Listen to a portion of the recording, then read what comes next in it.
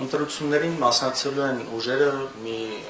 տարբեր քաղաքական ուժեր, որոշ մասը արդեն դրա մասին հայտարարել են։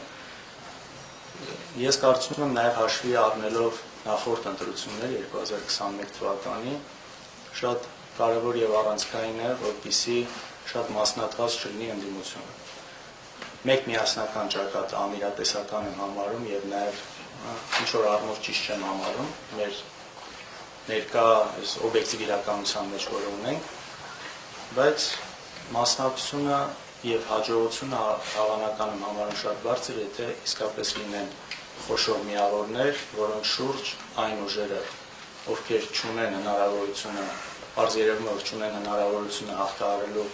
մինիմալ շեմը, այսինքն 4%-ը, որպեսզի միանան այդ ուժերին։ Շատ հուսադրող է, որ նման երևույթներ նկատվում են, կան հայտարարություններ, կան արդեն ուժեր, որոնք միացել են ավելի մեծ ուժերին եւ սա բավական հուսադրող է։ Կարծում եմ հիմնական այս հաջողության գրավականը հենց այս process-ի շարունակականության մեջ է լինելու։ Իսկ ընտրությունները իհարկե չկա ակնկալիք, որ լինելու է այսպես fair play, արդար խաղ չի լինելու, չեմ տեսնում, բայց նաեւ պետք է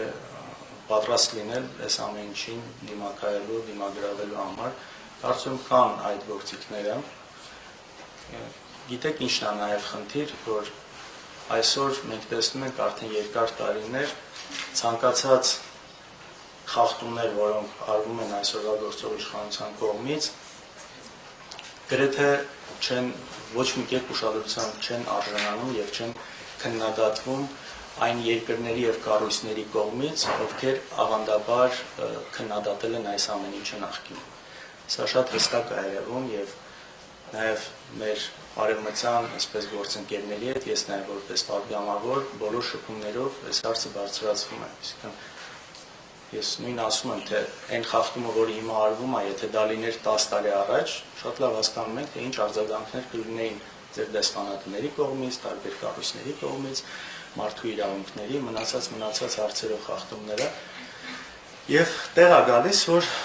այսպես ընդունում են, ասում են այո, մենք ընդունում ենք կան երկակի խաղի ստանդարտներ, այսինքն գլոբալ այս արևմուտք եւ Ռուսաստան հակամարտության այս գլոբալ ֆոնին, կարծես այստեղ ինչ արվում է, ուղղակի պարզապես աչքապատում։ Սա ավելի դժվարացնում է, որովհետեւ սա զսպող գործոն է եղել նախկինում։ Միշտ սրա հետ հաշվի են նստել, հասկացել են, որ սխալ բան անելուց կոպիտ ասած ձեռքներին խփող կա։ Հիմա դա չկա, ցավոք սրտի դա չկա, ու սա մի քիչ ավելի դժվարացնում է այդ գործը, այստեղ կարծում եմ